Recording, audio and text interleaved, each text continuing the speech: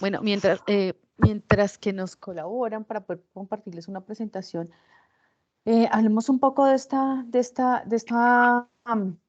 dimensión. Recuerden que nuestro MIPG tiene 7 dimensiones, 19 políticas. Esta dimensión corresponde al hacer del ciclo PHBA. Permítame un segundo que estoy viendo cómo puedo compartir.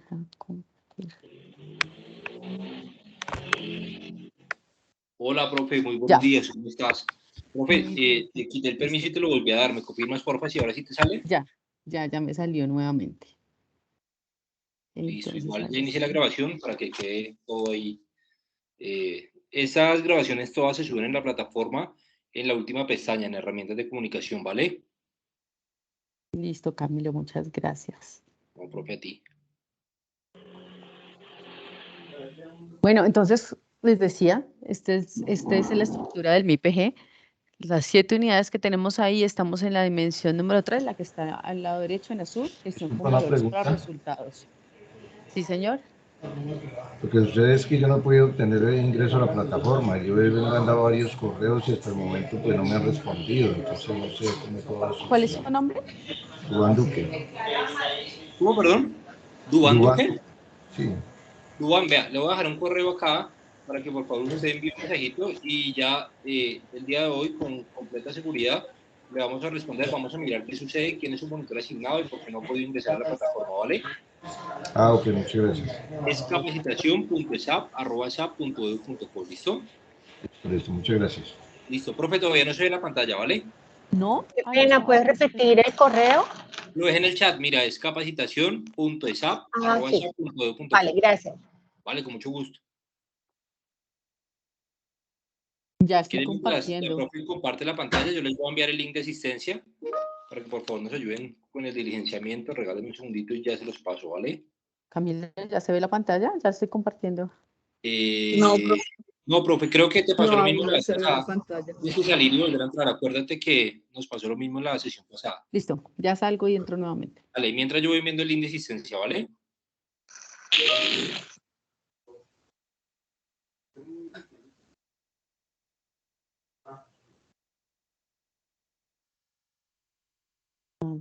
A ver, acá. Compartir pantalla.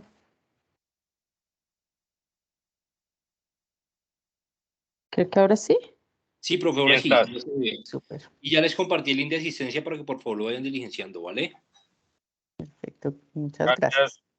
No, profe, a ti, muchas gracias. Cualquier persona que tenga algún inconveniente con la plataforma o que no haya tenido respuesta por parte de su monitor asignado, por favor se comunica el correo de capacitación y en el día de hoy, con completa seguridad, les estaremos respondiendo y mirando qué pasa para que puedan ponerse al día, ¿vale? Ahí les vuelvo a enviar el correo. Bueno, señores. Entonces, nos centramos en esta dimensión. Les decía que esta dimensión hace parte ya de la fase del hacer del ciclo PHBA. ¿Que le salió al jefe? Me salió a mí también. Por favor, les agradezco cerrar los micrófonos. Muchas Profe, gracias. A todos y tú vuelves y prendes el tuyo, ¿vale? Listo.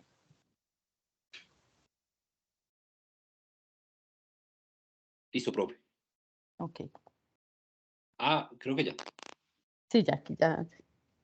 Bueno, entonces con esta dimensión, lo que pretende el MIPG es que pongamos en marcha todas esas acciones que planificamos en la dimensión de direccionamiento estratégico y planeación.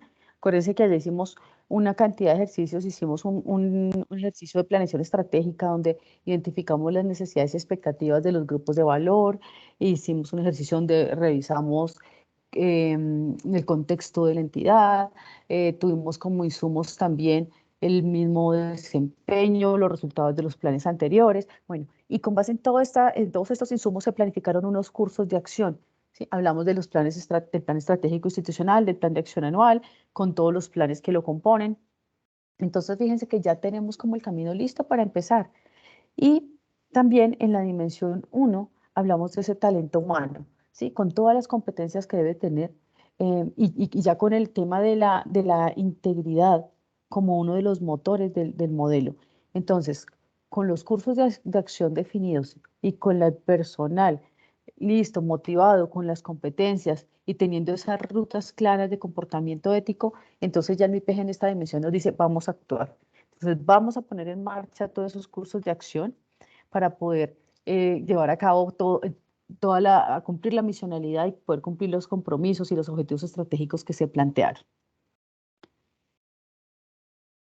Esta dimensión tiene dos perspectivas. Esta es la dimensión que tiene más políticas asociadas, tiene 11 políticas asociadas. Y esas políticas las podemos ver desde las dos perspectivas que ustedes ven ahí, de la ventanilla hacia adentro y la ventanilla hacia afuera.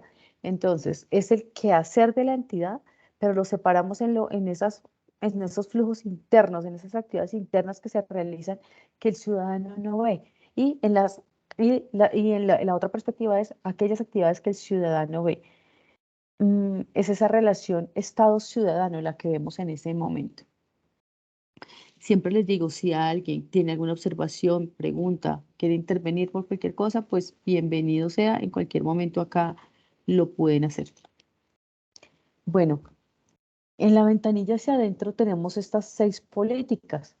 Tenemos una política de fortalecimiento organizacional y simplificación de procesos en la que vamos a ver más adelante se basa en ese concepto, en uno de los conceptos principales de los sistemas de gestión, que es el enfoque a procesos, ¿sí? Entonces, para el MIPG y para mí esta es como la base de la planificación de los sistemas, teniendo clara cuáles son los procesos de nuestra entidad, podemos empezar a planificar todo un modelo de operación que se ajuste a lo que esperan nuestras partes interesadas y así poder hacer una oferta de valor que realmente suple sus necesidades. La parte de gestión presupuestal y eficiencia del gasto público. Recuerden que esta política también la vimos en direccionamiento estratégico y planeación, pero cuando yo veo la política de gestión presupuestal y eficiencia del gasto público en la dimensión 3, que es el hacer, pues ya se refiere a la ejecución de todos esos elementos de planificación presupuestal que vimos en la dimensión 2, ¿cierto? Entonces, en la dimensión 2 de direccionamiento vimos la política y hablamos allá cómo teníamos que ajustarnos al marco fiscal de mediano plazo, vimos cómo se define un presupuesto, vimos cómo se definen como todos esos elementos de planificación financiera de la entidad. Aquí lo que vamos a es ejecutar, ¿sí? Y a tener cuidado con que esa ejecución se ajuste a lo planificado. Políticas de gobierno digital, seguridad digital, defensa jurídica y mejora normativa.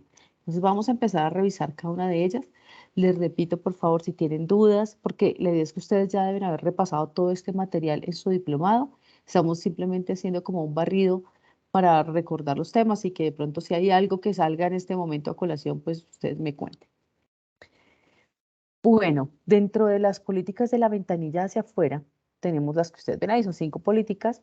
Tenemos servicio ciudadano, racionalización de trámites, participación ciudadana en la gestión pública, gobierno digital, integridad. Si se dan cuenta, estas políticas, mírenlas ahí en la diapositiva, ahí es donde la entidad tiene contacto con esos ciudadanos, ¿sí? Relación Estado-ciudadano claramente, que por supuesto, para que esto esté bien, las políticas de la ventanilla hacia adentro tienen que estar perfectas, porque es que yo para poder dar un buen servicio al ciudadano tengo que tener una entidad con procesos claros, tengo que tener flujos definidos, tengo que tener claros mis tiempos internos para poder cumplirle al ciudadano. ¿Okay? Continuamos entonces. Entonces vamos a iniciar con la parte de la ventanilla hacia adentro, todo lo que tiene que ver con esas políticas que se ejecutan hacia adentro de la entidad. Esta primera política, les decía, la de fortalecimiento organizacional, ¿qué pretende? Pretende que esas capacidades internas que tenemos se optimicen, ¿sí? ¿Y cómo? Entonces en todas las entidades tenemos un modelo operativo que estaba por esa estructura de procesos que están ya definidos y diseñados para hacer lo que ya sabemos hacer, para cumplir nuestra misión. Y tenemos, por otra parte, una estrategia institucional que es la que nos va a permitir generar esa sostenibilidad en el tiempo. Entonces, el modelo de operación nos permite mantener la estrategia, es la que nos permite sostenernos en el tiempo. De esa estrategia, repito, la vimos en la dimensión 2. Ahora, este modelo operacional es el que ya sabemos que es así. O sea, si yo soy una entidad, no sé, si yo soy, no sé, una entidad cualquiera, en mi parte misional, pues eso no va a cambiar cada año, ni va a no va a cambiar porque es que esos procesos se definieron con base en la misionalidad que estaba por ley. Pero lo que sí puede pasar es que yo puedo ir mejorando esos procesos y eso es lo que pretende esta dimensión. Entonces, importante, recuerden que nosotros ya veníamos con un historial de los sistemas de gestión en nuestras entidades públicas desde la ley 872 del 2003, cuando con la GP1000 del 2004 nos dijeron las entidades deben determinar los procesos necesarios para el cumplimiento de su visión. Y entonces se hizo popular, se empezaron a hacer populares las figuras como esa que ustedes están viendo ahí. Esta es la estructura de un mapa de procesos donde vemos diferentes tipos de procesos. Aquí vemos en color azul una aclaración. Esta estructura no es obligatoria, las normas no la piden así, pero pues en nuestro país se ha hecho muy común este esquema, entonces por eso lo vamos a ver acá. En color azul tenemos los procesos de tipo estratégico, en naranja los misionales, en verde los de apoyo y en gris los de evaluación. Entonces, mi entidad yo la puedo ver de dos formas. Una es con su estructura jerárquica, que es donde vemos autoridades y responsabilidades, ¿cierto? Entonces allá vemos, no sé, depende cómo estén sus entidades, dirección de o unidad de, ¿sí? O gerencia de.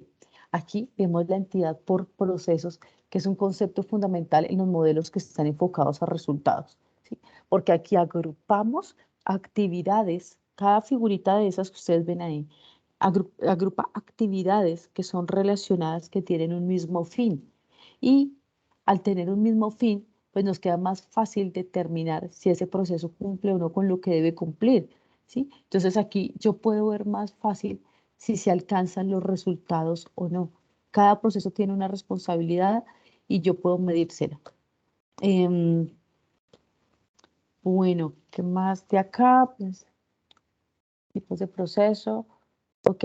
En los procesos de tipo estratégico, que son los que están en la parte superior, esos procesos son los que, me gusta aclarar esto, no son los más importantes. En las estructuras de las entidades no hay procesos más importantes que otros porque todos son absolutamente necesarios para que todo el sistema funcione, ¿sí? Por eso es un sistema, todos los procesos dependen de los demás, ninguno es solito. Entonces, lo que le da el carácter de estratégico a un proceso en este tipo de estructuras son los productos o servicios que ofrece hacia el resto, ¿sí? Entonces es como que el lugar hay que ganárselo. Si yo quiero hacer un proceso, los que está allá arriba en azul me dicen, bueno, ¿y usted como proceso qué hace? ¿Qué entrega? ¿Sí? Y dependiendo de eso es que se ve si yo soy estratégico o no. Los estratégicos son los que entregan productos o servicios que direccionan la entidad en el mediano y largo plazo. Entonces, por eso es que allá arriba generalmente están, por ejemplo, los procesos donde están involucradas las oficinas de planeación o de la alta dirección, porque fíjense que, ¿qué direcciona la entidad en un mediano y largo plazo? El plan estratégico institucional, por ejemplo, eh, un código de ética y valores que debe estar aprobado por la alta dirección.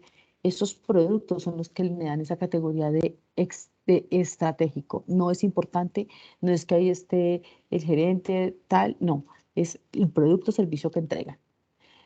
De la misma forma, miren que los misionales, los que están en color naranja, son esos procesos que a través de los cuales yo, por eso se llaman misionales, a través de los cuales yo cumplo con la misión que me asignaron. Y al cumplir con esa misión que tiene asignada mi entidad, es donde yo veo que hay contacto con mis grupos de valor. Los productos y servicios que generan esos procesos de colorcito naranja van directamente a la ciudadanía. Y eso es lo que desde ese carácter de misionales entregan productos a la ciudadanía. Los verdes, los de apoyo, como su nombre lo dice, apoyan. Y en general, miren que todos los procesos, los azules, los verdes y los grises, lo que deben hacer es apoyar a esos naranjas, porque es que la entidad está para cumplir con esa misionalidad. ¿Qué hacemos los demás? Miramos cómo ayudamos a que eso se cumpla. Entonces, en los verdes tengo procesos como talento humano, como probablemente tecnología, comunicaciones, de gestión documental, porque ellos ayudan a que esa misión se cumpla. Y tengo procesos de evaluación donde generalmente pues están todos, agrupo todas esas actividades que se realizan mucho por ejemplo, con control interno que hace la evaluación independiente. Esos procesos de abajo de evaluación son los que verifican que se esté ejecutando todo de acuerdo con lo planificado para que esté todo como en armonía con el direccionamiento estratégico de la entidad y son los que me ayudan a verificar que las acciones se ejecuten en el marco de los requisitos de ley aplicables y normativos, por supuesto. ¿Sí? Esa estructura de procesos es importantísima que esté clara en las entidades.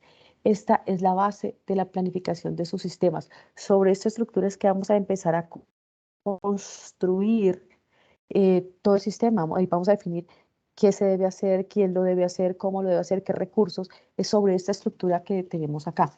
Entonces, para mi PG, ¿qué es importante? Mi PG le dice esto cadena de valor. En otro sistema, y generalmente, pero el nombre generalizado es mapa de procesos. Mapa de procesos, cadena de valor, sí, debe estar absolutamente definida. ¿Qué nos pide el MIPG? Pues que verifiquemos esta estructura de procesos e identifiquemos si es posible oportunidades de mejora, porque a veces nos damos cuenta, ¿será que hay alguna actividad de la entidad que no esté aquí? Puede pasar. Y la idea es que si yo soy parte de una entidad, yo debo verme reflejada en ese diagrama, en alguno de los procesos. A veces nos damos cuenta de pronto que hay actividades que están en dos procesos. Pues bueno, ahí tenemos que revisar y ajustar. Entonces, este concepto se nombra en esta política que se llama fortalecimiento organizacional y simplificación de procesos, porque es necesario que las entidades la tengan definida y que estemos verificando continuamente si hay algo que podamos optimizar, que podamos mejorar en ese ejercicio. Listo. Riesgos. Entonces, ya tenemos nuestros procesos, ¿cierto? Y resulta que en esos procesos, como dije anteriormente, hay actividades. Entonces, un proceso lo que hace es que transforma toma unas entradas, les agrega valor y genera unas salidas, ¿cierto? Entonces, yo recibo una solicitud de algo, yo tengo procedimientos para atender esa solicitud y al final entrego una solicitud atendida. Pero fíjense que en la realización de todas las actividades siempre hay asociados riesgos. No hay absolutamente ninguna actividad que no tenga asociados riesgos. Y esos riesgos que yo identifico en los procesos de los que hablamos en la diapositiva anterior, pues tienen que estar alineados, o sea, deben cumplir los lineamientos que me dio la dimensión de direccionamiento estratégico y planeación.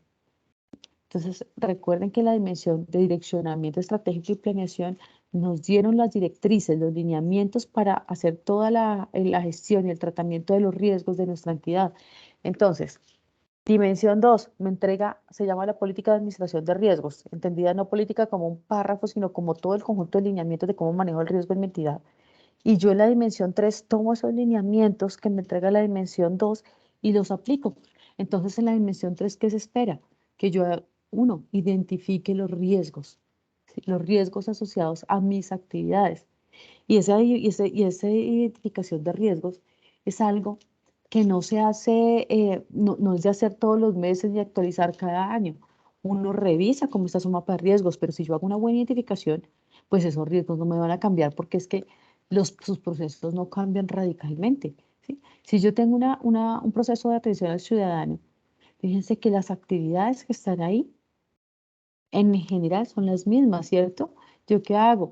Las actividades serán recibir, radicar, asignar, hacer seguimiento, dar respuesta al ciudadano. Y esas actividades no les van a cambiar dramáticamente de un periodo a otro. De tal manera que si yo identifico los riesgos asociados a esas actividades, pues ya esos riesgos me van a quedar ahí por mucho tiempo, ¿sí? Otros aspectos de los riesgos sí cambian, pero la identificación del riesgo como tal puede cambiar, pero no es como tan común. Entonces, bueno, entonces en esta dimensión también se espera que en esta política hagamos la identificación de riesgos y con ella, pues todos los pasos adicionales que nos trae la política, ¿no? Recuerden que en riesgos hablamos de temas como qué es lo que se hace en riesgos, identificamos causas, efectos, identificamos controles existentes, valoramos esos controles, después volvemos y evaluamos cómo está esa valoración del riesgo ya con los controles y ya con ese resultado tomamos acciones. Entonces aquí se espera que yo aplique todos esos lineamientos, es decir, básicamente que aquí ya yo construyo los mapas de riesgos de mi entidad. Ahora, en este momento, las entidades públicas tenemos una guía del DAF, Es esa que ustedes ven ahí, se llama Guía para la Administración del Riesgo y el Diseño de Controles en Entidades Públicas. Vamos en la versión 5 de diciembre del 2020. Esa guía, pues hizo algunas modificaciones con respecto a la anterior en temas como la, como la identificación de los riesgos principalmente. ¿Sí?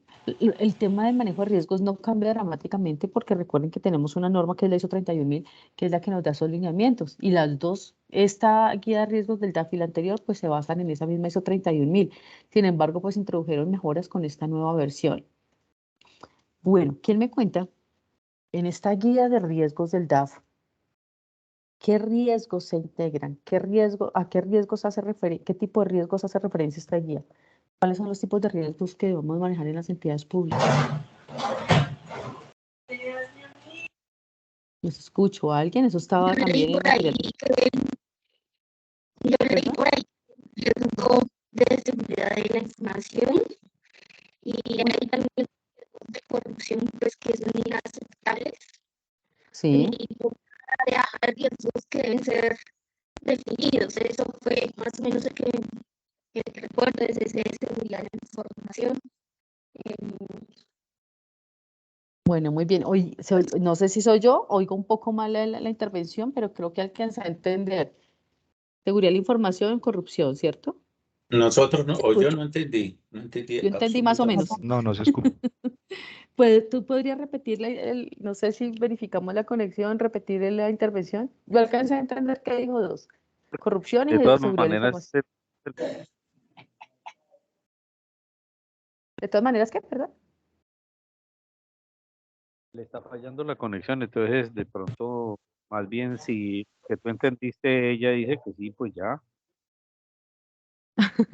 Bueno, pero a mí me están entendiendo bien. Sí, la Ah, bueno, profesora nos repite lo que entendió. perfecto. Si sale. Señora profesora, bien. Muy bien. Listo, señores. Estos son los 3 tipos de riesgos.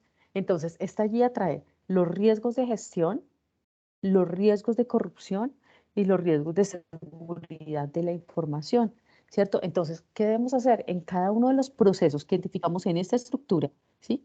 Nosotros vamos a identificar, de acuerdo con los lineamientos que les dé su entidad, ¿sí? Vamos a identificar cuáles son los riesgos de gestión, es decir, esos riesgos que tienen que ver con la posibilidad de que suceda algún evento que tenga algún impacto sobre el cumplimiento de sus objetivos, ¿sí? Y entonces miren esto, cómo nos hace ver la importancia de hacer una buena identificación de procesos y hacer una buena identificación del objetivo. Porque yo para identificar riesgos de gestión tengo que ver el objetivo del proceso. ¿Qué es lo que puede pasar ahí? Eh, Parte del ejercicio de revisar esta estructura de procesos es ver también que estén bien definidos y es ver cómo están esos objetivos. Los objetivos, hay muchas formas y hay muchas metodologías de plantearlos, pero es importante que un proceso, que el objetivo de un proceso diga qué hace el proceso y para qué lo hace. ¿Sí? Si yo soy talento humano, yo diré, mire, se hacen actividades no sé, se hacen actividades de selección, se hacen actividades de bienestar, bueno, lo que sea, pues eso puede ir resumido. ¿Para qué? Un proceso de talento humano, llévenme ustedes aquí, ¿para qué un proceso de talento humano hace todo lo que hace? Bueno, hacen inducciones, reinducciones, capacitaciones, ejecutan el plan de bienestar, hacen planes de previsión, hacen... ¿Para qué hará talento humano todo eso? Miden el desempeño organizacional, miden el clima. Para garantizar que el talento humano esté en las mejores condiciones para que preste su trabajo, su labor de la mejor manera. Totalmente de acuerdo. Entonces, miren, talento humano, me va a decir, ¿hacemos todo eso para qué? Para tener un talento humano competente, porque que esté, que nos dijeron que esté en su mejor condición, que está en su mejor condición tiene que ver con que sea competente. Competente es que tenga los conocimientos, las habilidades para el buen desempeño de su cargo, ¿cierto? Y además, que esté en buenas condiciones también significa que esté feliz, que esté motivado, porque vimos en la dimensión de talento humano cómo era importante, ¿no se acuerdan de la ruta de la felicidad por allá? Y dijimos, una persona feliz trabaja mejor. Entonces, miren, eso es lo que debe tener talento humano. Entonces, cuando yo veo ese objetivo, y digo, hacen todo eso para garantizar que el personal esté competente y sea feliz, ¿sí? Que tenga unas buenas condiciones laborales. Entonces, ahí sí yo voy a pensar en los riesgos. Y entonces ya iré aquí en los riesgos de gestión a decir, mire cómo eso me ayuda a tener más claridad para identificar los riesgos. ¿Qué puede impedir, qué podría impedir que ese proceso lograra esos objetivos? Y creo que ahí la lista es larga, o sea, cuando uno tiene que ver con personas, pues la lista es larga de todo lo que podría pasar, ¿no? Entonces, esos son los riesgos de gestión. Y como les decía, un proceso como talento humano, miren que el riesgo que se identifica ahí no le va a cambiar ni de un mes a otro, ni de un año a otro, porque esa es su tarea y va a seguir siendo su tarea por mucho tiempo. Ese riesgo bien hecho les queda ahí para muchos años. Y lo mismo ocurre con los demás procesos. Si veo gestión documental, está clarísimo que no le va a cambiar dramáticamente lo que hace el otro año y así sucesivamente. Ahora, la guía también nos habla de los riesgos de corrupción. Los riesgos de corrupción son, los define, el DAF tiene como una definición como genérica que usamos en el Estado y es que la posibilidad de que por acción u omisión se use el poder para desviar la gestión de lo público hacia un beneficio privado. Entonces, la idea es que en nuestros procesos identifiquemos esos riesgos de corrupción. ¿Qué podría pasar? Y yo creo que cuando uno conoce su proceso, cuando usted lleva trabajando mucho tiempo en sus entidades, pues creo que uno ya sabe qué cositas pueden pasar, ¿cierto? Entonces aquí esa experticia nos ayuda a que esos mapas de riesgos, a que esos riesgos queden bien identificados. Y este mapa, estos riesgos de corrupción pues van a ver que, bueno, ya lo vimos en la dimensión 2 lo importantes que son, porque con base en la identificación de estos riesgos, se elabora, que son por proceso, después se elabora el mapa de riesgos de corrupción de la entidad y eso va al plan anticorrupción y atención al ciudadano. ¿Recuerdan que el plan anticorrupción y atención al ciudadano es una salida de la dimensión 2? Pero miren, el insumo está aquí. Entonces, cuando yo voy a ver ese mapa de ese plan anticorrupción en la dimensión 2, voy a venirme a ver de dónde salió ese plan anticorrupción y esperaría uno haber identificado esto en cada uno de los procesos. Y el tercer tipo de riesgos, que son los de seguridad de la información, seguridad digital, eh, son unos riesgos que tienen que ver con una combinación de algo que se llama amenazas con vulnerabilidades. Es ¿qué me puede atacar a mí y en qué estoy débil? ¿Sí? Una vulnerabilidad es algo que yo tengo que no está tan bien. Entonces, si yo combino una vulnerabilidad, que es algo en lo que yo no estoy tan bien, con una amenaza, que es alguien que, por ejemplo, una vulnerabilidad es que yo salgo a la calle y soy muy descuidada siempre, yo no me fijo en nada. Una amenaza, creo que todos sabemos que hay gente que está pendiente todo el tiempo de ver qué hace, qué se roba.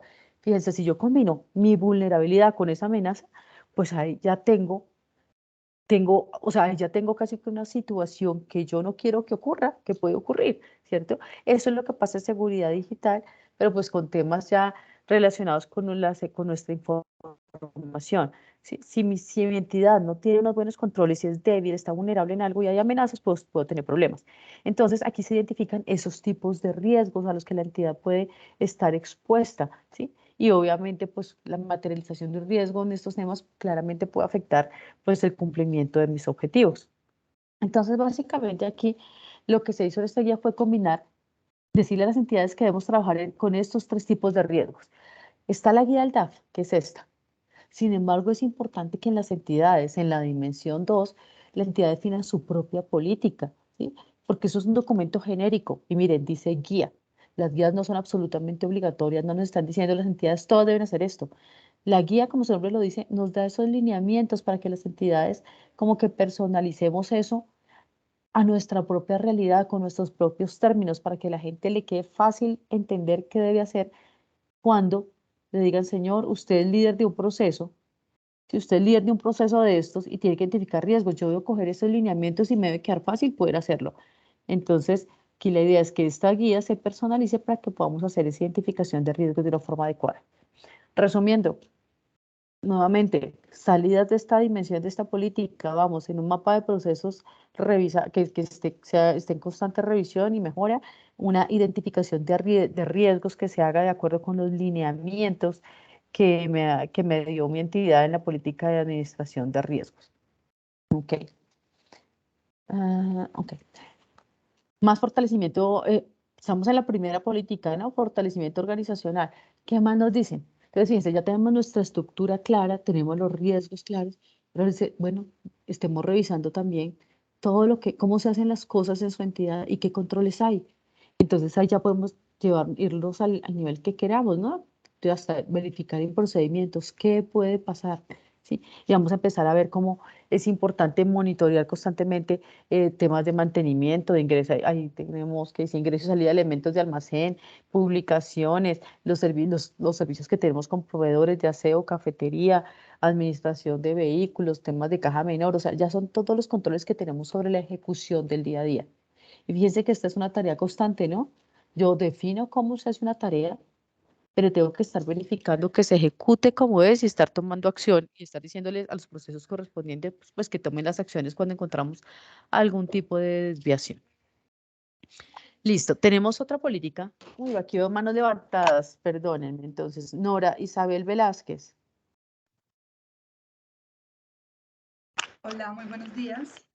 Muy buenos días. ¿Me escuchas? Sí, señora, muy bien. Bueno, sí, gracias. Tengo dos preguntas. Sí. La primera es que en la entidad en la que yo trabajo nosotros manejamos un software para el tema de riesgos y este es un software pues hecho en casa, ¿no? Y quería hacer una pregunta respecto a los riesgos de seguridad de la información. Uno es el término, porque hablamos de seguridad de la información y seguridad digital. ¿Cuál sería como el término correcto, pues para uno dejarlo en el aplicativo, teniendo en cuenta que estamos haciendo como ajustes? Si dejo riesgos de seguridad de la información o riesgos de seguridad digital. La segunda pregunta, con los riesgos de precisamente estos que acabo de mencionar, pues hablamos de confidencialidad, integridad, pues disponibilidad de la información. Entonces ahí tengo dos preguntas. Hay un riesgo que nos ha llevado un poco de, digamos, de trabajo que está asociado con la continuidad del negocio.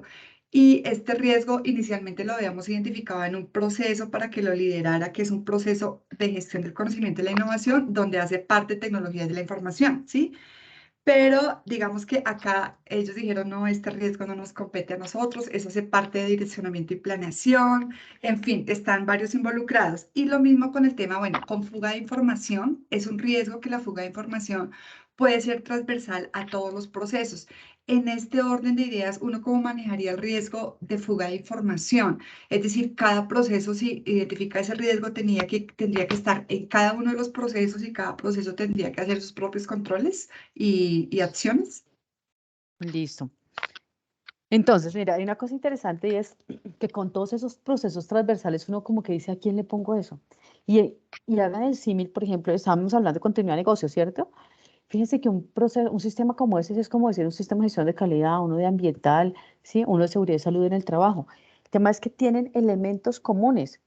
Entonces, yo personalmente lo que siempre sugiero y lo que yo hago cuando asesoramos es hay un área que está encargada de los sistemas de gestión y esa área es la que direcciona. Entonces, esa área es la que dice, miren, desde aquí vamos a definir la política, cuando hay varios sistemas integramos política, por ejemplo. Desde aquí definimos la política integrada, obvio. Los líderes, o sea, hay personas, por ejemplo, si hablo de 27001 de seguridad de la información, le digo a la persona de tecnología, participe. Pero yo generalmente repito procesos de planeación, yo soy la que coordino cómo se hace todo ese despliegue. Entonces, hacemos una sola política, tenemos un solo cumplimiento de los requisitos de gestión documental, definimos unos lineamientos únicos para el cumplimiento de requisitos como revisión por la dirección, como auditorías internas, los requisitos de mejora, se direccionan desde ahí. Entonces, yo generalmente coloco la cabeza de esos procesos en la oficina de planeación. Ahora, recuerden que en cada uno de los sistemas de gestión se definen riesgos, se definen roles y responsabilidades. Entonces ahí ya definiré responsabilidades específicas, ¿sí? Entonces yo puedo decir, esos lineamientos generales van desde la oficina de planeación, pero hay responsables, por ejemplo, tengo un oficial de seguridad de la información y puedo nombrar perfectamente, y es lo más lógico, al responsable de tecnología de la entidad. Entonces creo que esa fue como la segunda pregunta con la gestión de continuidad, ¿dónde se ubica? Yo generalmente, repito, lo ubicaría en donde estén liderándose todos los sistemas de gestión de la entidad para que haya una coordinación y se implementen los sistemas de forma armónica. El riesgo de fuga de la información, claro, es que miren que todos los riesgos asociados a los procesos de apoyo son transversales, porque si yo digo, mira, si fuga de información, yo digo riesgos como que el personal no sea competente, eh, que pase algo con la gestión documental, pues esos son riesgos que le tocan a toda la entidad. Y en eso yo básicamente lo que he dicho es que cuando uno trata riesgos, uno más que gestionar o tratar riesgos, gestiona causas, ¿sí? Entonces, Posiblemente puede que yo deje un riesgo como fuga de la información en todos los procesos, y más que un riesgo es una causa, realmente yo lo manejaría como una causa, no como un riesgo en ningún proceso, ¿sí? Entonces, la fuga de información puede ser una causa que genera un riesgo en un proceso, pero como riesgo realmente tiene que estar en en el proceso que lidere los sistemas, ¿sí? ¿En quién lidera, por ejemplo, en este caso 27001? Bien nos dijeron, hay un riesgo que tiene que ver con la seguridad de la información que toca 3 palabras: integridad, confidencialidad y disponibilidad. Entonces, para los demás procesos es una causa y para el proceso que lidera el tema es un riesgo. ¿Qué va a pasar? Que cuando yo vea en los procesos qué tienen que hacer ellos para mitigar para tratar esa causa, probablemente van a decir, no mucho, no tengo mucho que hacer porque este tema no es mío. O van a decir simplemente seguir los lineamientos que están establecidos en el documento tal de la entidad. Pero el que tiene que formular las acciones específicas para tratar un riesgo como la fuga de información, pues será el proceso líder del sistema de gestión 27 o de continuidad si lo manejan así. No recuerdo, creo que era otra cosa, pero no me acuerdo. Perfecto, no, creo que era eso. Ah, bueno, ¿y cómo lo dejaríamos? Si riesgos de información, de seguridad de información o riesgo digital, ¿cuál sería el término más correcto? O sea, digamos en el aplicativo, que uno no lo puede cambiar, estar cambiando como un Excel. Entonces, con toda seguridad, ¿cuál sería como el término adecuado para ese tipo de riesgos? Pues mira, básicamente el tema es que seguridad de la información pues cubre todos los riesgos asociados con esas 3 palabritas de las que hablamos en la Ok, información que esté como en todos los medios, ¿no? Porque recuerden que, por sí, ejemplo, en gestión documental tengo riesgos de seguridad de la información, ¿cierto? Porque tengo información en medio físico, o bueno, o ya digital en muchos casos. El tema de seguridad digital también es que se tocan mucho, ¿no? Porque seguridad digital habla de la información, de la infraestructura también. Es que yo nunca lo había analizado porque yo realmente los utilizo indistintamente y puede que me esté equivocando, porque los riesgos de la seguridad digital generalmente son las áreas que tienen que ver con la protección de esa infraestructura de la entidad y de la información que tienen ahí. Au, Mari, hola. Hola, nena, colabórame Eh, con esa. Ah, sí, ya mismo la voy a mandar. Listo, chao, gracias. hay un micrófono abierto. por favor, les agradezco cerrar los micrófonos. Sí, sí, sí.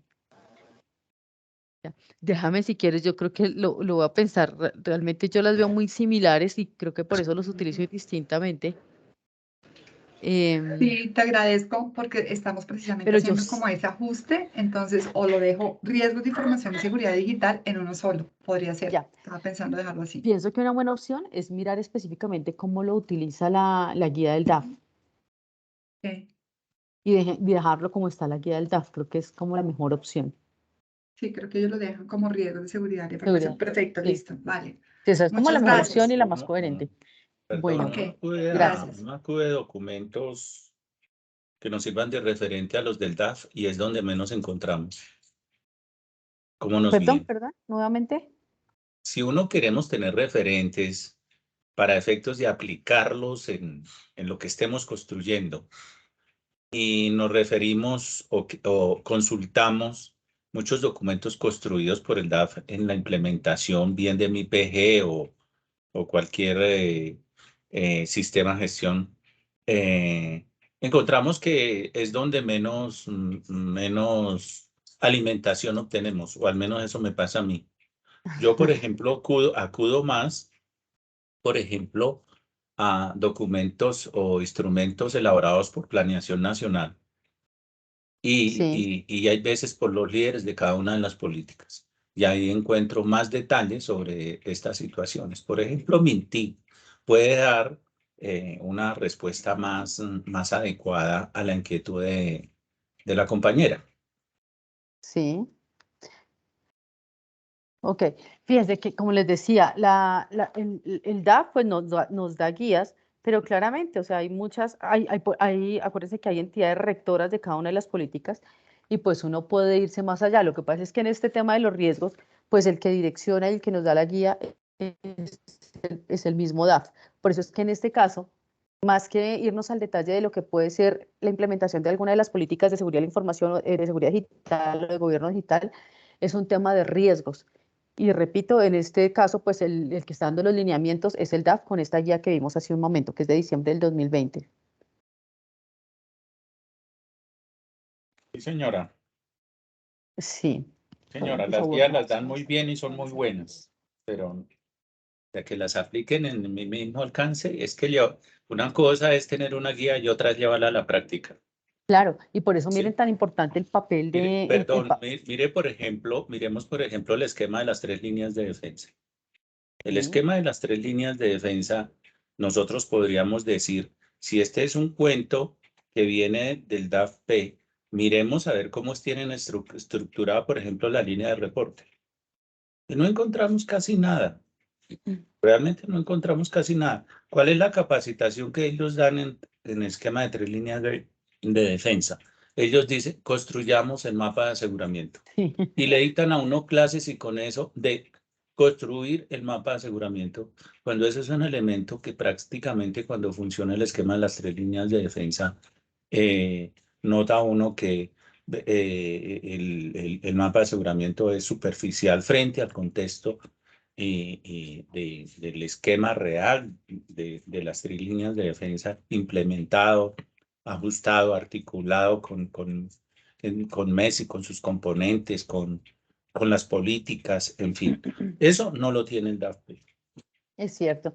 Miren, aquí es donde yo digo que realmente ahí está como eso de lo que hablamos en la dimensión de talento humano, ¿no? ¿Hasta dónde vamos nosotros? Porque información hay muchísima disponible y las guías del DAP son guías. Yo, por ejemplo, en tema de riesgos, hay cosas de esta última guía que yo prefiero reforzar en otra parte, ¿sí? Pero pienso que esa es la experticia que debe tener cada uno en su área y en su proceso, ¿sí? Yo cuando veo riesgos, claro, yo veo la guía de riesgos del DAF, veo la ISO 31000, por ejemplo, y después, dependiendo del tema, me voy a más partes, porque fíjense que, por ejemplo, el riesgo de corrupción, en dirección al tema de la Secretaría de Transparencia de la Presidencia de la República, y ahí hay una cartilla que ellos nos dieron también para hacer esa identificación. Si me voy a los riesgos de seguridad de la información, por supuesto que tengo el líder de política, que es MINTIC, que ya tengo un modelo de seguridad y privacidad de la información del Estado colombiano. Entonces, miren el filtro tan grande que debemos hacer nosotros cuando somos responsables de un tema de nuestras entidades. Es realmente es leer y hacer todas esas articulaciones para que a las personas que tienen que aplicar eso en nuestras entidades les quede más sencillo, ¿sí? Entonces, ahí dice, son guías, no son lineamientos obligatorios, son guías, y ya de ahí en adelante nos corresponde a nosotros ver cómo lo adaptamos a nuestra entidad, ¿sí? Yo pienso que en algunos temas puede que falte información, y en ese específico que mencionó de las líneas de defensa, sí, hay más información, pero tenemos documentos del Instituto de Auditores Internos donde nos dan más lineamientos de cómo construir los mapas de aseguramiento y otras herramientas que hay. Entonces, pienso que en cada tema tomemos el lineamiento general y ya si vemos la necesidad podemos ir a investigar en esas otras fuentes adicionales que tenemos, ¿sí? Pienso que ahí es donde enriquecemos nosotros nuestra entidad, ¿sí? No solamente, porque he visto los dos casos, entidades que le dicen a la gente riesgos, mirar y ponen referencia a la guía del DAF.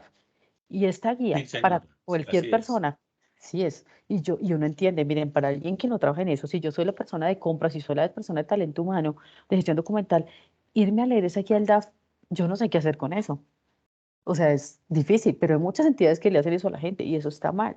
Entonces, si yo soy responsable, yo sí tomo esa guía y las personas de mi entidad, no les dejo eso todo tan general. Y lo mismo con cualquiera de los otros temas. Bueno, déjenme ver si alguien más está por aquí. Beatriz Elena Sosa.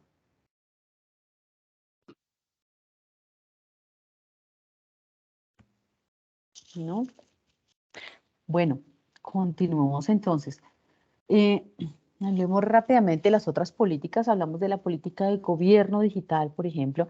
Es una política que también claramente el líder de esta política es MINTIC, y básicamente lo que se espera es que las entidades aprovechen toda la tecnología, como toda la tecnología, la información con dos fines. La primera es que nuestras entidades funcionen internamente mejor, ¿sí? Que yo utilice la tecnología de la mejor forma para fortalecer mis procesos internos, uno. Y dos, para fortalecer la relación Estado-ciudadano. Entonces, miren cómo puedo utilizar la tecnología en todos los casos. Y eso es lo que se pretende con esta política. Aquí está. Este decreto es nuevo. Acuérdense que antes hablábamos incluso de gobierno en línea. Eso ya no existe porque todavía oigo gente hablando de eso. Tenemos este decreto que es de 767, 16 de mayo del 2022. En este decreto se establecen todos esos lineamientos de la política del gobierno digital. Lo hablábamos hace un rato. Sí, el MIPG nos habla de las políticas, pero claramente tenemos que estar actualizándonos nosotros mismos. Y este decreto es el que debemos ahondar para la implementación de la política. ¿De qué nos hablan ahí? Nos habla, bueno, nos hablan como de todas las herramientas que hay disponibles en este momento para poder lograr esos dos objetivos. En este modelo nuevo de gobierno digital hay algo que se llama elementos habilitadores, algo que se llama líneas de acción, iniciativas dinamizadoras. Eh, Creo que en su material también hay información de este tema, ¿no? Pero si queremos ahondar, repito, busquemos el decreto 767 y en la página de MINTIC, cuando uno escribe MINTIC, Política de Gobierno Digital, le sale, lo tengo acá, ¿no? Ah, mírala, lo tengo acá. Ese es el modelo de la política de gobierno digital y nos dicen qué significa cada uno de esos habilitadores, líneas de acción e iniciativas dinamizadoras y qué es lo que tenemos que hacer específicamente en nuestras entidades. Bueno,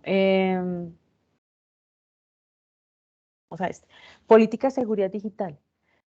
La política de seguridad digital también es una política que direcciona MINTIC.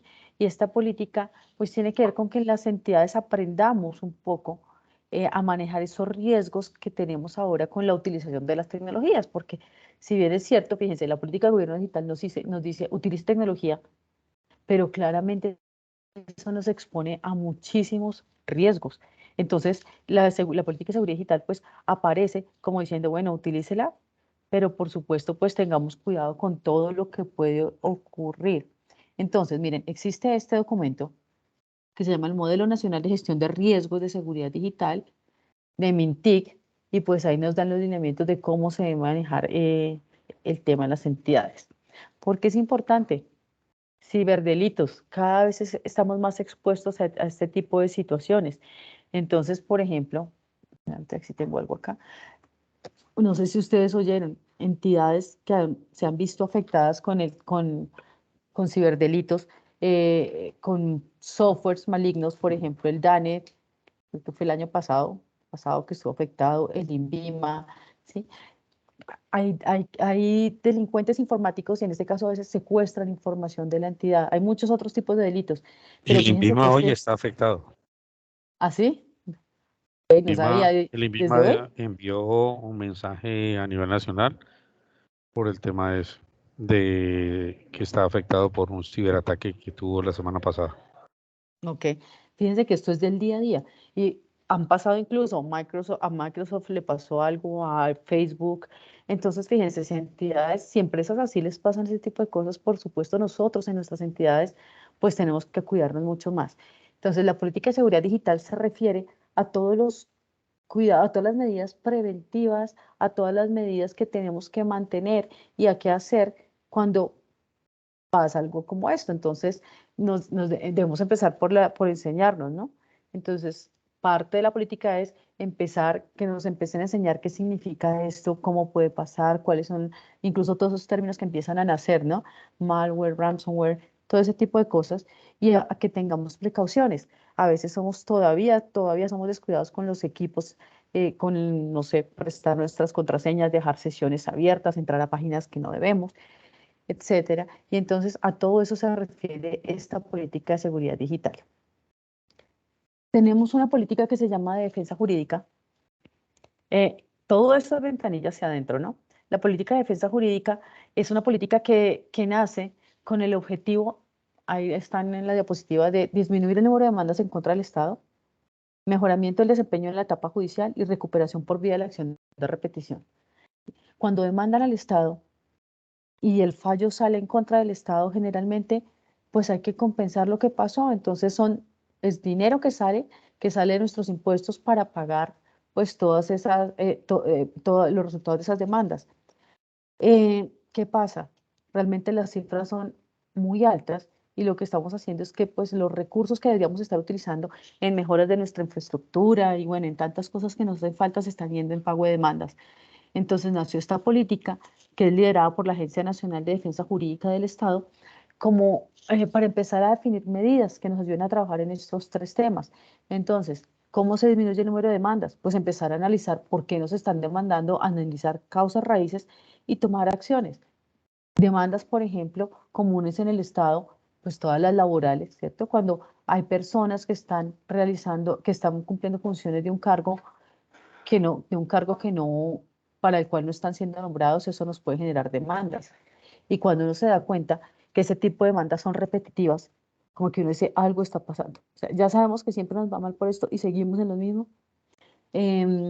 Bueno, privaciones injustificadas de la libertad es otra causa importante de demandas contra el Estado y así sucesivamente. Entonces, la Agencia Nacional de Defensa Jurídica del Estado con esta política nos empieza a dar como esos lineamientos para ver cómo debemos trabajar todos estos temas en nuestras entidades y disminuir esas demandas. Ahora, independientemente de que trabajemos en eso, pues muy seguramente todavía van a haber situaciones en las que los casos se vayan a demandas y en este caso lo que se espera es que se mejore el desempeño en esta etapa judicial. Se ha encontrado que casos similares en algunas situaciones han sido juzgados, bueno, son juzgados siempre, pero en algunos casos hemos tenido demandas a favor y demandas en contra.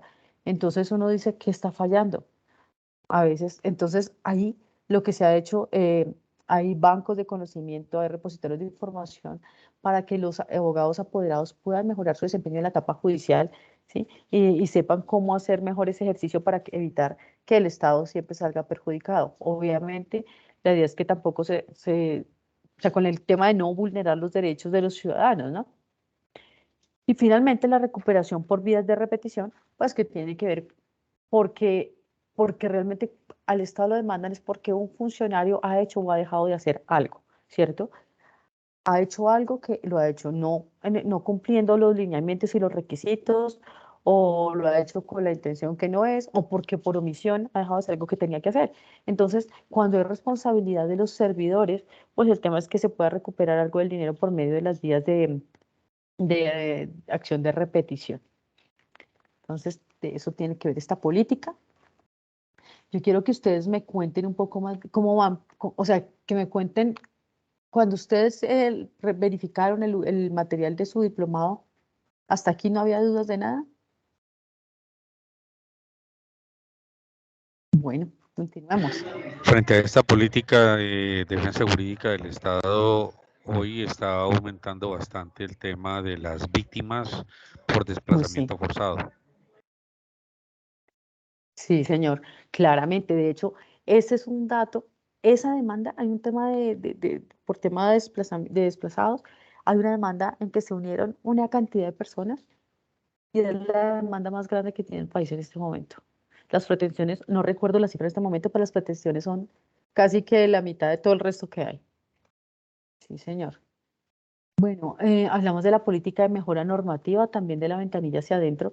Y pues yo creo que para ninguno de nosotros es desconocido saber que nuestra normatividad a veces es un poco compleja, ¿no?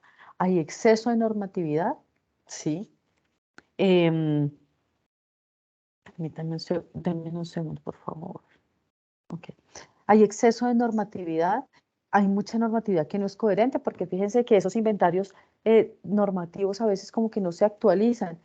Y pues también sabemos que nuestro país tiene dificultades con eso, porque la normatividad es la que hace que un país, tiene mucho que ver con que el país pueda trabajar.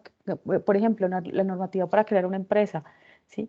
Esa carga regulatoria hace y tiene una incidencia directa, tiene repercusiones directas en la economía del país. De hecho, Colombia, por ejemplo, hay un índice que se construye que mide la carga regulatoria de los países, ¿sí? La construye el Foro Económico Mundial. Y Colombia ocupó el puesto número 123 entre los 140, o sea, siendo el 140 el más gravoso, pues el más complicado. Nos muestra que estamos súper complicados, o sea, nosotros tenemos regulaciones que exigen muchas cosas, que complican el libre desarrollo. Entonces, pues con base en eso nació esta política para intentar hacer esa producción normativa, como dice ahí, coherente, más coherente, racional y simplificada. Entonces ahí las entidades empiezan a hablar de hacer análisis de impacto normativo, por supuesto, aquellas entidades a las que les aplica la política, ¿no? Aquí está, estas. Sí. Este cuadrito está en el modelo del MIPG, ¿no? Bueno, allá nos dice, ¿a quién le aplica? Pues mira, ahí está, en el sector central de la administración, ¿quiénes generan normatividad? La presidencia, los ministerios, los departamentos administrativos, las superintendencias. En el sector descentralizado, ahí está, ¿quiénes? En el nivel territorial, gobernaciones, alcaldías. Entonces, aquí vemos a quiénes les aplica y deben hacer estos ejercicios. Hay un ciclo de mejora normativa, hay un ciclo que se llama ciclo de gobernanza regulatoria. ¿Sí? Si ustedes ven, fácil, en internet busquen, escriban política de mejora normativa, ciclo de gobernanza regulatoria. Allá aparecen las fases, ¿sí? Una entidad que emite regulación, normatividad, debe seguir unos pasos, entendidos como que debe hacer una planificación de la normatividad que va a expedir, obviamente con base en información válida de por qué se requiere regulación, debe hacer un proceso de diseño, debe hacer consulta pública, que es ese mecanismo que permite tener esa participación ciudadana, debe hacer revisiones de calidad, publicaciones y evaluar esa política, ¿sí? Entonces, a estas entidades les aplica todo ese ciclo. Listo. Ahora, ventanilla hacia afuera, ¿qué tenemos? Como les decía, es esa relación del Estado con el ciudadano. Entonces, claramente, aquí tenemos una política que se llama la política de servicio al ciudadano, ¿no?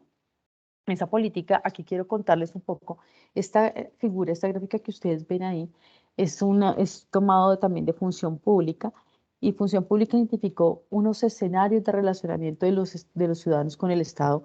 A esto también le llaman como el nivel de madurez de los ciudadanos en relación con estos temas. Entonces, fíjense que un ciudadano que está en un nivel básico, dice, es un ciudadano que accede a información pública, ¿sí? Yo hago una consulta en un sitio web, pues solicito algo, como que pregunto a qué horas atienden, dónde puedo hacer este trámite, ¿sí? Solamente accede. El segundo nivel es un nivel como, incluso, fíjense, lo puedo hacer a través de una página web o una llamada preguntando algo, es un relacionamiento sencillo. Pero fíjense que aún en esos relacionamientos sencillos a veces fallan las entidades, ¿no? Páginas web desactualizadas, líneas que no contestan nunca, personas que atienden que no saben mucho de su entidad. Entonces, bueno, pero ese es el primer nivel. El segundo nivel es cuando ya ese ciudadano adelanta trámites y o pasa otros procedimientos administrativos. Entonces, fíjense que ahí ya está accediendo a los servicios de la entidad, ¿cierto? Hacer un trámite ya es hacer uso de los servicios de la entidad. Entonces ahí el ciudadano, miren los ejemplos, dice accede a servicios públicos, paga impuestos. Ya cuando hago uso del servicio, aquí, ¿qué requiere? Aquí ya miren que es un nivel más profundo de relación. Entonces, por supuesto, exige más de la entidad para que pueda obtener, el ciudadano pueda obtener un buen servicio. Tercero, hace control y exige cuentas. Entonces, ya este tercer nivel, ya el ciudadano dice, mire, ya, si yo pongo una queja es porque ya tuve algún nivel de relacionamiento previo, o utilicé sus servicios, hice un trámite o hice una consulta y esto no me funcionó. Entonces, yo me tomo el trabajo de entrar a la página o de llamar y tratar de poner una petición, una queja, un reclamo, ¿sí? Y ya le exijo que me explique qué pasó. Y el cuarto nivel dice participa y colabora. Este es el nivel mayor de madurez de relacionamiento Estado-ciudadano, porque aquí de una vez aprovecho, hay una política que está en esta misma dimensión que se llama participación ciudadana. Y ese nivel, ese cuarto nivel de madurez en este relacionamiento tiene que ver con esa política de participación ciudadana, que es cuando ya los ciudadanos están pendientes de qué hace la entidad para tener la posibilidad de influir en sus políticas, ¿sí? Entonces el ciudadano dice, oiga, las entidades publican, por ejemplo, deben publicar para consulta sus planes estratégicos, deben publicar para consulta su plan de anticorrupción, ¿sí? Entonces el ciudadano se toma el trabajo de entrar y ver esos planes y decirle, oiga, a mí me parece que aquí le falta esto. O las entidades que regulan, como estamos viendo en la política anterior, las entidades que regulan en la fase de planeación deben, en ese primer ciclo de gobernanza, deben elaborar una agenda regulatoria, que son las medidas sobre las cuales van a regular. Hay ciudadanos que entran ahí y dicen, este es el proyecto de agenda regulatoria, entran y participan, ¿sí ven? Ya opinan para tener posibilidad de incidir en esa política pública.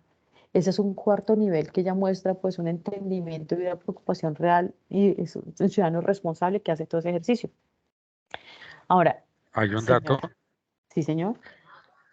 Perdón, qué pena que me Siga, intrometa siga. tanto. No, El ministro de tranquilo, tranquilo. Justicia ha estado entrando en unas últimas declaraciones, precisamente el tema de que las tutelas, si acaso llegan al 10% de la necesidad de cumplimiento de los derechos por la gente, o sea, 1 de cada 10 coloca una tutela, 1 de cada 10 personas que ha sido vulnerada en sus derechos, Imagínate. y de ese total de tutelas el 50% solo se cumplen. El 50% pasa a tener incumplimiento y no pasa absolutamente nada. Y a eso va mi comentario de que la gran falla de nuestra Constitución del 91 fue que los órganos de control no son independientes, están cooptados por el Ejecutivo. Entonces, si no hay control, pues difícilmente de allí para abajo todo el resto de las jerarquías, tanto del nivel nacional, departamental como local, pues no tiene tampoco una expresión de control realmente fuerte en el buen sentido de la palabra, no fuerte de penalizar y de meter a la cárcel a la gente o de golpear a la gente, sino de que realmente cumpla y tenga y sea un sistema y un aparato que esté atento a cuidar todo lo que nos corresponde como ciudadanos, porque finalmente muchos de los que estamos aquí somos funcionarios públicos, pero somos ciudadanos y el bolsillo de nosotros está siendo perjudicado con toda esta cantidad de corrupción que hay. Totalmente de acuerdo. Entonces, fíjense que de verdad es importante como esa responsabilidad que tenemos como ciudadanos. No a veces dice no hay esperanza porque pues sabemos que hay cosas que no son, pero también es importante empezar a hacer más control. Y si bien es cierto, no podemos negar los temas de corrupción en nuestro país, también es cierto que hay muchos mecanismos que se han tratado de fortalecer para evitar eso. Pero cuando nosotros como que decimos aquí ya no hay nada que hacer, pues es más complicado, ¿cierto? Y sí hay mecanismos que para hacer control social ahora eh, y que pueden ayudarnos un poco bueno, a que algo empiece a cambiar. Bueno, para ahondar información, esta política, Perdón, hago un comentario pequeño. señor, claro que sí. Mire, los entes de control y más específicamente aquellos que dan direccionamiento a través del ejemplo para la lucha contra la corrupción, y me refiero a la Procuraduría y a la Contraloría, más exactamente. Son los que menos hacen por luchar contra la corrupción.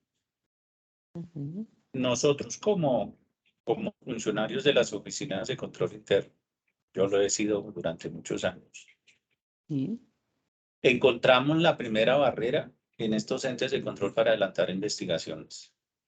Uno les envía los informes de las auditorías debidamente objetivizados con las evidencias, etcétera, etcétera. Y uno encuentra que absuelven, por regla general, a los funcionarios corruptos en todas las investigaciones. Esa es una norma en donde las oficinas de control interno no tienen dientes absolutamente para nada. Mire, cuando uno le corre traslado a las oficinas de control interno disciplinario de un hallazgo, también en las mismas condiciones de objetividad, esos funcionarios de las oficinas de control interno son colocados a dedo por el jefe de la entidad y llega a proteger toda la estructura de amigos que lleva el jefe de la entidad. Y si les adelanta una investigación disciplinaria, al primero que le cuesta el puesto es al jefe de las oficinas de control interno. Ni siquiera abren una etapa de investigación, ni siquiera en la fase de indagación es donde dan por cerrado las investigaciones. Y no es en casos menores. Ese es el mismo DAFP le da direccionamiento a los jefes de control interno que hay que darle bajito, que uno no puede ser un policía, es que nadie quiere ser policía frente a cada actuación de los funcionarios, pero que uno debe ser lo más delicado posible porque formamos parte de la estructura funcional de la entidad, entonces que debemos de ser más bien es componedores para ver cómo se corrigen las cosas sin que tengan alcances fuertes contra los funcionarios.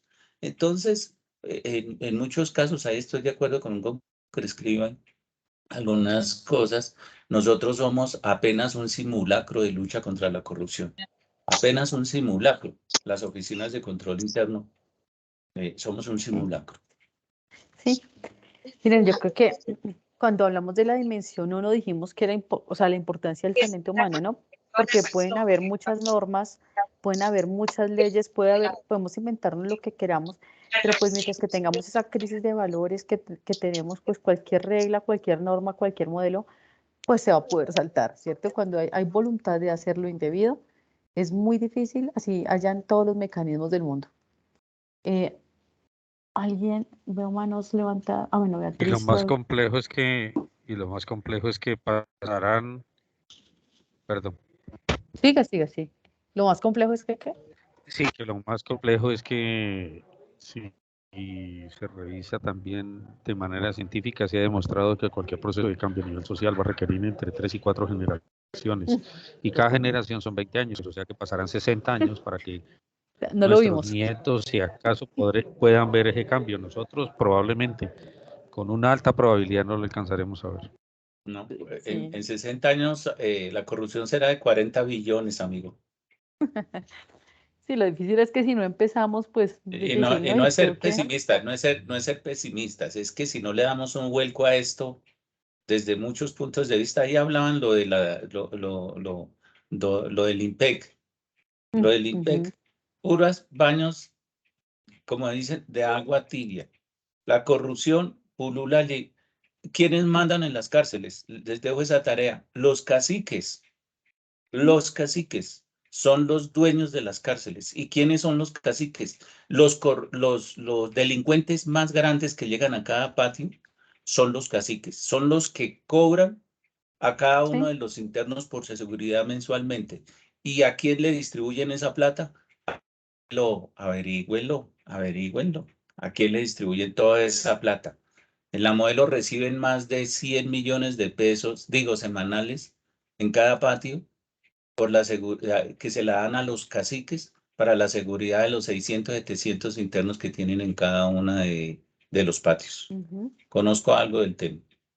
No, miren, si nos ponemos a hablar de eso, creo que sí. Uno busca así, simplemente Google, casos corrupción Colombia, salen un montón.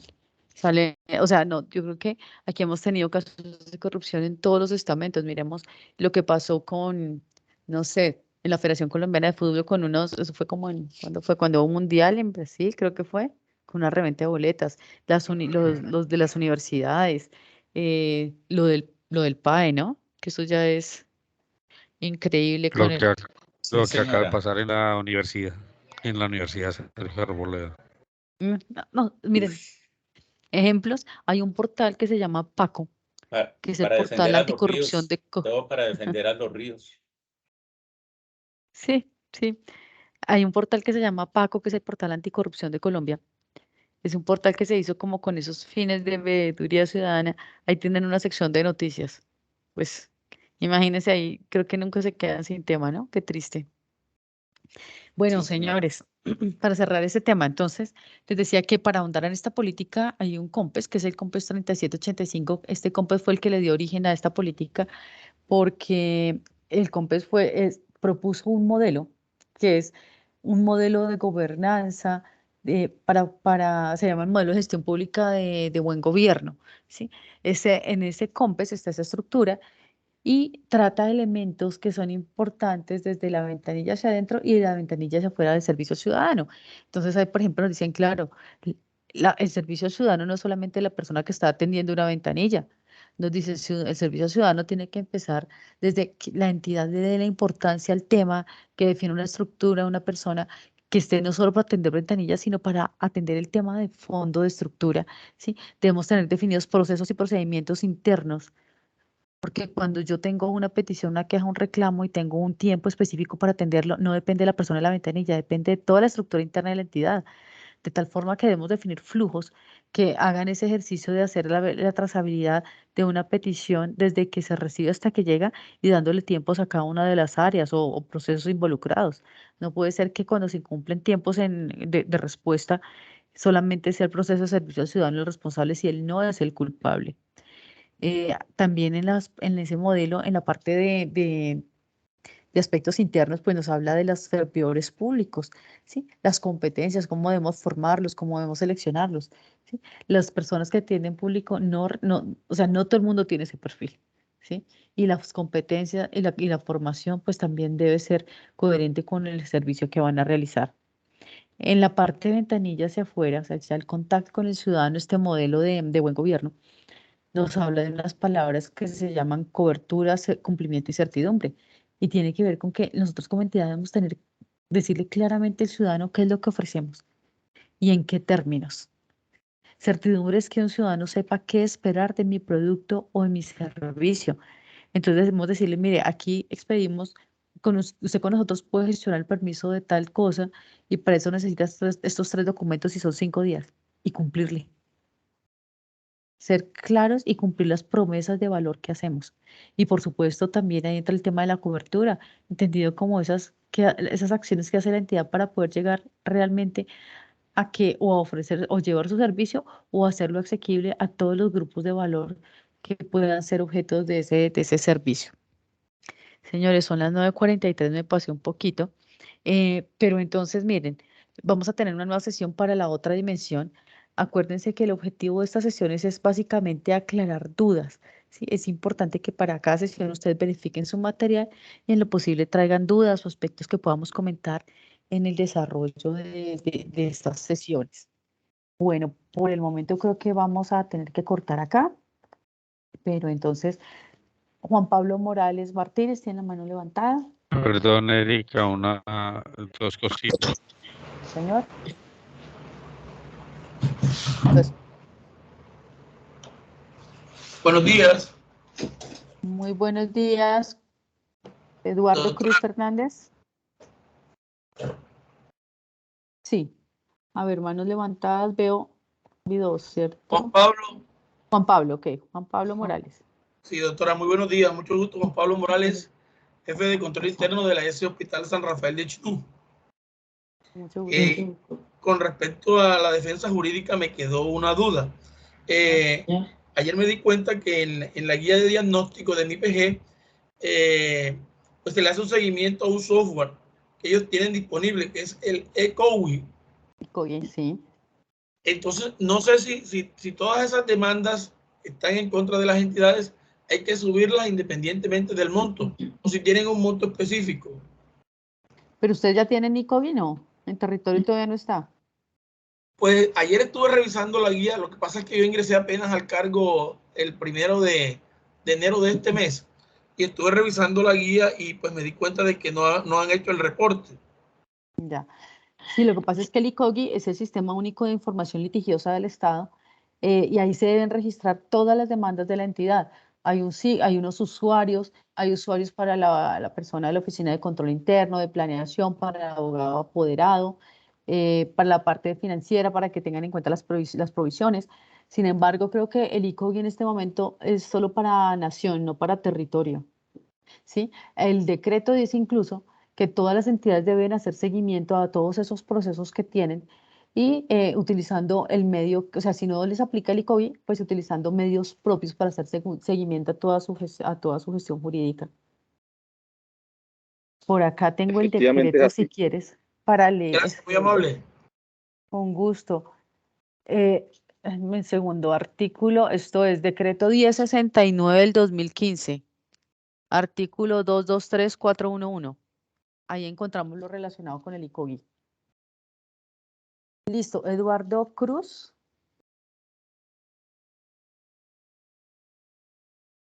Sí, profe, era para enfatizar el tema de la función pública, que tiene una cartilla muy interesante sobre el tema de gobernanza. Está disponible en la red y son creo que 32 o 33 paginitas, pero es muy bien explicadito, muy interesante y va llevándolo a uno a través de la norma. Gracias. Y en tema de servicio ciudadano también pueden ustedes buscar en internet Programa Nacional de Servicio Ciudadano del DNP. Ese programa es el encargado de fortalecer el servicio ciudadano en el país. Entonces tiene una cantidad también de ayudas, de guías, hay instrumentos para hacer autodiagnósticos en términos de servicio ciudadano. Hay un repositorio de normatividad aplicable en temas de servicio ciudadano. Entonces, también pueden buscar Programa Nacional de Servicio Ciudadano del DNP. Señores, bueno, muchísimas gracias por su tiempo. Erika, Bueno, muchas gracias. no, a ustedes. Espero que tengan un muy buen día. Nuevamente nos Muchas vamos. gracias. Un gusto. Sería importante que nos tuvieras en cuenta que faltan ahí algunas políticas y de pronto pensaran en Sí. una extra o para dar un poquito más de conversatorio sobre estos temas. Gracias. Sí, nos faltaron un poquito, pues se nos fue el tiempo. Por Y esta hablar era de la corrupción, por hablar de la corrupción. y esta era la dimensión más larga. Pero bueno, entonces les decía, nos vamos a ver la próxima sesión. Ya ustedes siguen con la dimensión de, vamos en la 3, sigue la 4, la que tiene que ver con toda la medición. Entonces, señores, los espero en la próxima sesión programada. Por favor, lean el material de su clase y con sus Erika, monitores, cualquier duda, pues con muchísimo gusto. Sí, señor. dejo la inquietud de que se piense en una sesión más porque realmente esta es la dimensión más grande, más extensa que hay, la de mayor número de políticas y es importante De acuerdo. mirarlas con un poquito más de detenimiento. Lo dejo allí como De pulga en la oreja. acuerdo. Déjenme, yo consulto la inquietud a ver si podemos hacer una sesión adicional, que también estoy de acuerdo, nos hizo falta. Entonces, cualquier cosa con sus monitores les avisaremos. Bueno, no olviden firmar la lista de asistencia. Muchísimas gracias y un muy buen día para todos. Muchas gracias. Muchas gracias. Bueno, que estén bien, gracias. Muchas gracias. Gracias. Gracias.